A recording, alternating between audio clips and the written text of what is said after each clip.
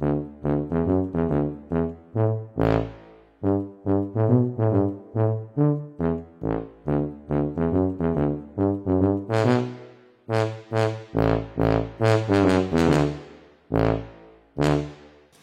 le bonjour.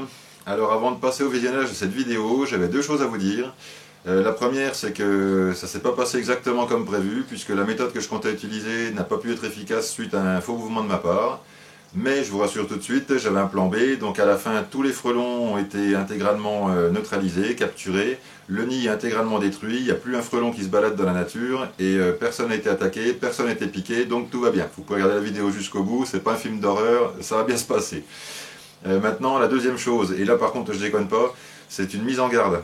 Cette vidéo est uniquement un partage d'expérience et en aucun cas un tuto ou un mode d'emploi ou tout ce que vous voulez, ni une incitation à qui que ce soit à faire la même chose, donc ne faites pas ça chez vous. Si vous n'avez pas les compétences nécessaires, n'allez pas vous frotter un nid de frelons, vous risquez vraiment gros, vous risquez votre santé, vous risquez même votre vie, donc déconnez pas avec ça. Donc si vous avez des nids de frelons à détruire autour de chez vous, faites appel à un professionnel ou à quelqu'un qui saura le faire sans mettre sa vie en danger, ni celle des gens qui se trouvent autour. Voilà, j'espère que c'est clair pour vous. Je voulais juste vous dire ça avant de regarder la vidéo. Donc maintenant, si c'est ok, je vous souhaite un bon visionnage. Bien le bonjour. Alors aujourd'hui, on est le 9 novembre, il fait 2 degrés, il est 7h30 du matin, le soleil se lève à peine et les frelons sont déjà dehors. Donc j'ai amené tout ce qu'il faut pour m'en occuper. Donc j'ai mis ma veste, j'ai mis un gros pantalon de moto par-dessus mon pantalon, j'ai serré tout ça avec des sangles, vous inquiétez pas pour moi, il n'y a pas de souci. J'ai pas mis ma belle combinaison, je suis désolé pour ceux qui voulaient me voir avec, parce que bon, elle serait à ma taille, je l'aurais mise, mais là vraiment ça va pas aller. Donc on va utiliser une méthode qu'utilisent les Thaïlandais. C'est-à-dire qu'on va se servir d'essence, on va mettre un petit bouchon d'essence dans le trou, on va attendre que tout le monde s'endorme, puisque l'essence ça les endort. Et si tout se passe bien, normalement je devrais même pas avoir trop de frelons vers moi, enfin je devrais pas avoir trop de soucis quoi. Donc là le but c'est d'attraper le nid en entier. Je vais essayer de le congeler sur place avec mes bombes de froid que vous avez déjà vu dans la précédente vidéo, ou alors je vais mettre au congélateur, ça sera selon, ça dépendra comment ça va se goupiller l'affaire quoi. Et donc après on va compter dedans, puisque je voudrais bien voir, parce que je suis quand même étonné qu'à cette époque-là il y a encore un nid actif, et d'ailleurs il y en a partout, il n'y a pas qu'ici, hein. Tous les nids sont encore actifs. Donc on est quand même au mois de novembre, on a bientôt l'hiver, il fait quasiment 0 degré le matin. Et les frelons sont toujours là quoi.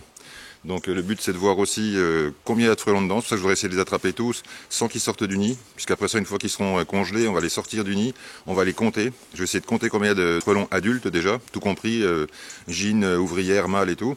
Je vais essayer de voir s'il y a encore des larves et voir combien, enfin essayer de voir un petit peu tout ça, qu'on va disséquer le nid après et puis on verra. Pareil, l'ouverture du nid je la ferai peut-être dans une vidéo suivante suivant la longueur de celle-là. Donc là vous voyez le trou sur le côté. Et donc le but ça va être de prendre une canne à pêche, où j'ai enlevé le sion pour que ça soit assez rigide au bout. Une vieille canne à pêche qui devait faire 6 mètres à l'origine. Donc merci David pour la canne à pêche, c'est cool. Donc c'est un de mes voisins ami et voisin qui m'a donné la canne à pêche en me disant tu peux la garder, moi j'en ai d'autres et celle-là il n'y a plus de sion donc je m'en fous. Donc impeccable, moi ça me va. Donc là je vais la déplier. Alors déjà je vais vérifier que je puisse atteindre le nid. Ouais, ça va être pile poil. Vraiment, il ne faudrait pas en mettre de plus. Hein. Je mets ma capuche, je la serre un petit peu, je vais bien remonter la fermeture. Oh, je suis beau, hein. Donc je vais mettre ça par-dessus.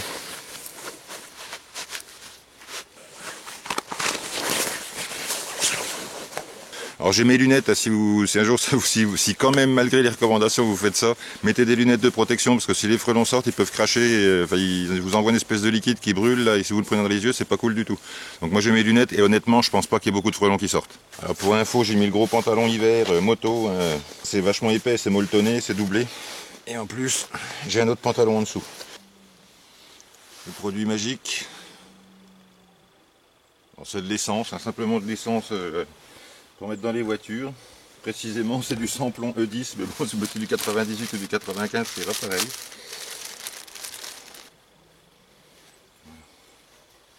Je vais mettre ça juste pour maintenir un tout petit peu. Vraiment un tout petit peu.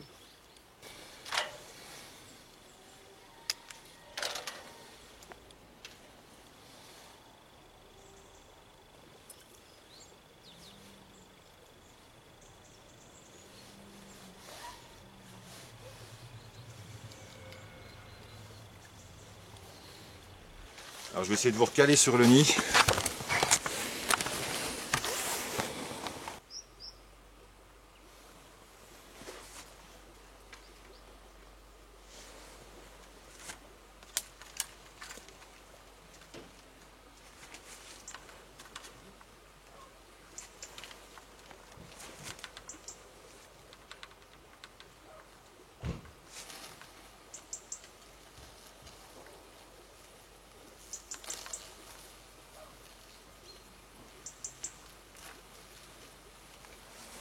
Oh merde.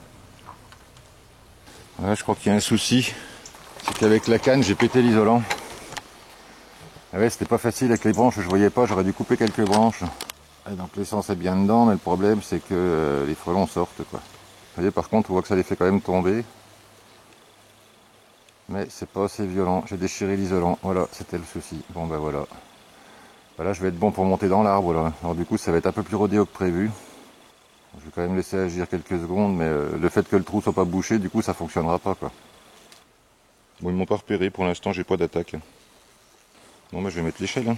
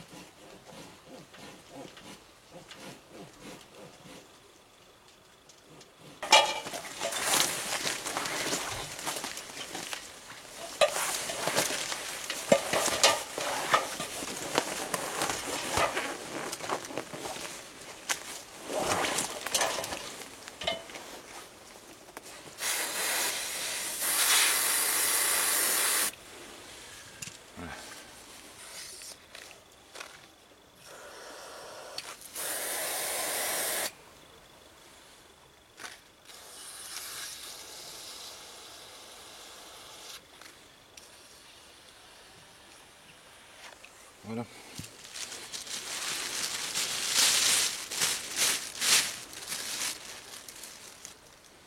Vous voyez, c'est déjà scotché dessus. Alors, je vais quand même les enlever, les mettre dans un pot avant qu'ils se réveillent.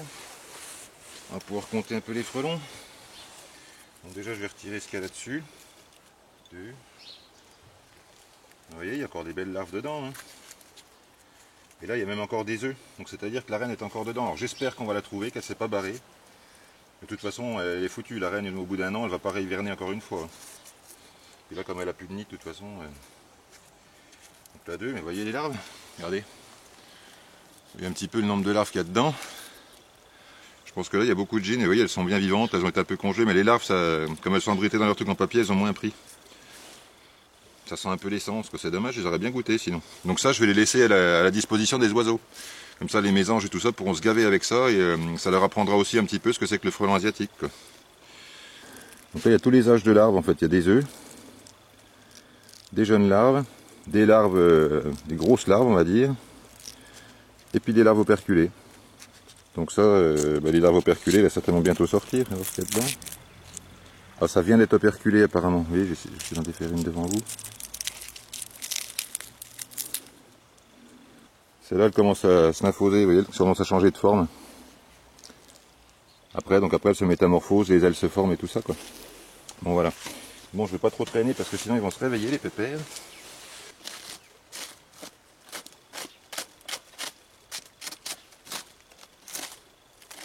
Alors j'y vais doucement, comme ça s'il y en a encore des vivants. Alors là, ils sont pas morts, hein, ils sont juste congelés, hein, comme la dernière fois dans le nid. Hein. Donc pour l'instant, j'ai trouvé que des femelles, donc 3. Ça par contre... Celui-là, ça serait bien un mâle. Donc il y a des mâles, donc s'il y a des mâles, il y a des gines. Il y en a un qui était prêt à sortir, regardez.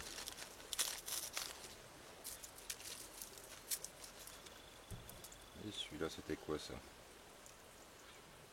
Ça, c'était une femelle. Donc en plus une grosse femelle, donc ça, il y a des chances que ça soit des gines. 1, 2, 3, 4, 5, 6, 7, 8, 9, 10, 11, 12, 13, 14, 15. Later.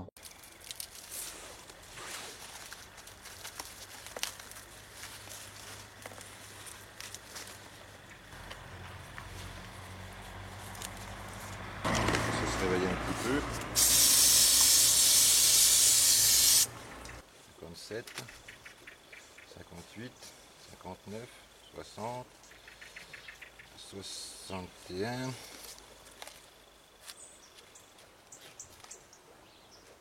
62. Ça c'est un mâle. 63, 64. A few moments later. 120. Ils sont cachés dans l'isolant, c'est dingue ça. C'est vrai que les nids comme ça, alors normalement l'hiver ils sont plus occupés, mais ça se peut que c'est quand même des femelles qui restent dans les morceaux d'isolant pour justement pour passer l'hiver à l'abri. Donc 120, il y avait encore beaucoup de frelons à naître. Là, il y en a qui sont prêts à naître. Regardez ça. Allez. Ça c'était tout prêt à sortir ça. Bon, 121, on va dire. Il y en a là. Et 122. Ça c'est encore un mâle. 123. Bon ben voilà. Bon, ben, je vais tout balancer dans le sac. Je vais aller voir en dessous là-bas s'il y en a qui sont tombés. 131, 132, 133, 134, 135, 136.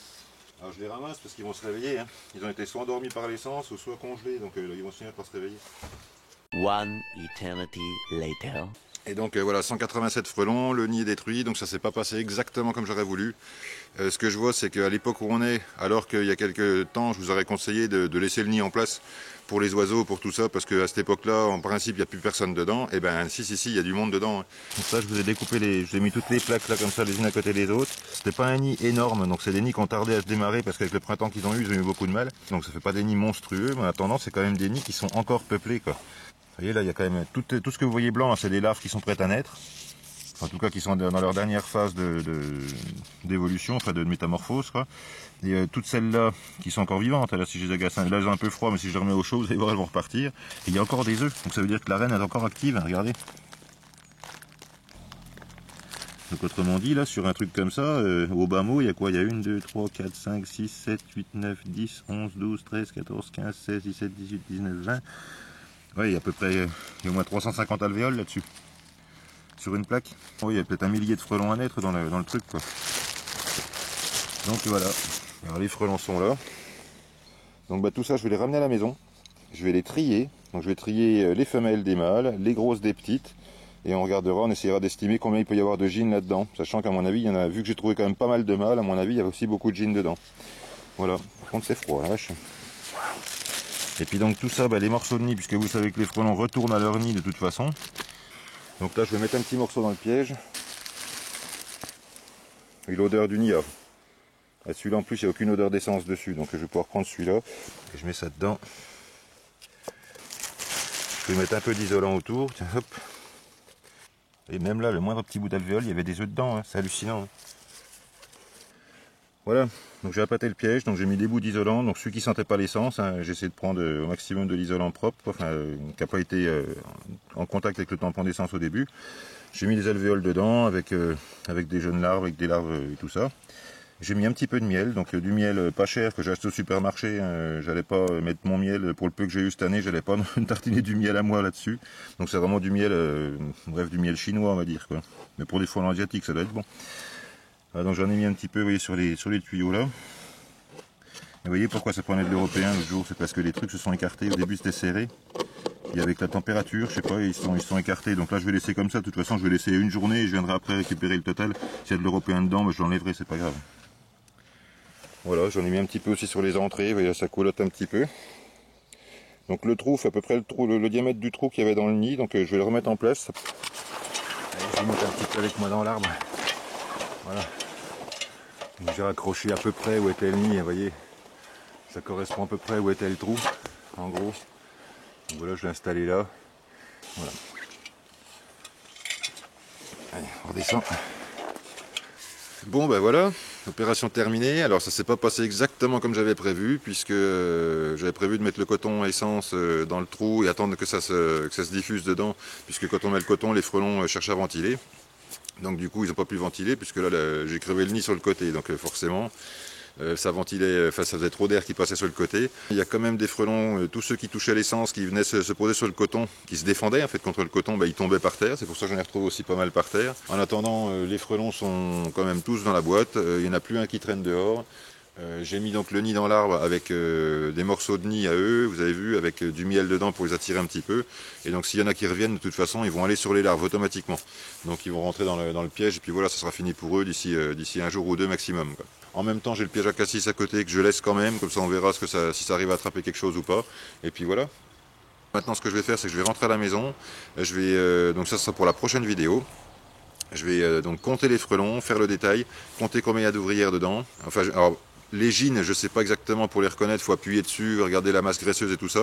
Moi ça, je ne sais pas trop faire, mais en attendant, on va déjà quand même comparer les tailles. Donc voir déjà combien il y a d'ouvrières et combien il y a de grosses femelles, combien il y a de mâles dedans. Donc ça donnera au moins une idée du nombre de gines. Donc je rappelle, les gines, c'est les femelles fécondes qui peuvent passer l'hiver et éventuellement devenir des fondatrices au printemps prochain. Donc on va voir combien il y en a dedans et du coup on saura à peu près combien de nids on a évité pour l'année prochaine, quoi. En théorie, voilà. Allez, c'est tout pour aujourd'hui, donc portez-vous bien, faites attention aux frelons, essayez de faire détruire les nids si vous en avez chez vous. Jouez pas les frais dessous là, par contre, faites pas ça si vous n'êtes pas sûr de votre coup, quoi. Appelez un professionnel, faites détruire parce que visiblement ça vaut le coup. Il y a encore des larves, il y a encore des œufs, la reine est encore en train de pondre dedans. Là j'avais des œufs tout frais pondus dedans, quoi. Donc ça veut dire que là on a évité 1 millier de frelons parce que tout ce qui était dans les alvéoles et tout ça, plus ce qu'il y avait à côté, ça fait au minimum 1 millier de frelons tout ça, quoi. Voilà. Allez, c'est tout pour aujourd'hui, portez-vous bien, et piégez bien les frelons, faites attention à vos abeilles et à bientôt pour la prochaine vidéo.